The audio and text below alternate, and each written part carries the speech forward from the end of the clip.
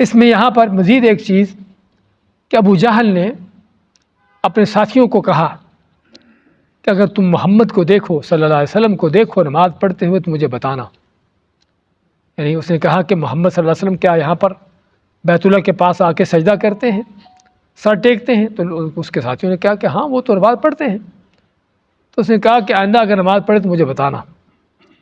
تو نبی کریم صلی اللہ علیہ وسلم جب نماز پڑھنے لگے تو ابو جہل کو اس کو بتایا ساتھیوں نے کہ وہ تو نماز پڑھ رہے ہیں. تو ابو جہل نے لات اور عزیٰ کی قسم کھاتے ہوئے کہا کہ میں اس کا سر اس کی گردن کو رون دوں گا.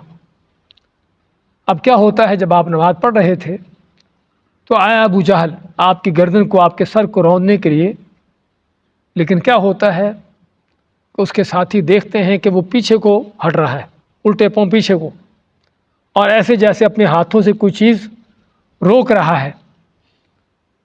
تو اس کے ساتھی کہتے تجھے کیا ہوا؟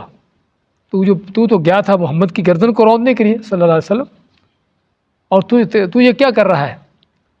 اس نے کہا کہ اللہ کی قسم میرے اور آپ کے درمیان, محمد کے درمیان آگ کی خندق تھی, آگ کی خندق تھی اور کچھ پر تھے اور بڑے ہولناک منظر تھے, اور آپ میں کہ اگر ایک قدم بھی آگے بڑھتا تو فرشتے اس کی بوٹی بوٹی کر کے اس کو نوچ لیتے.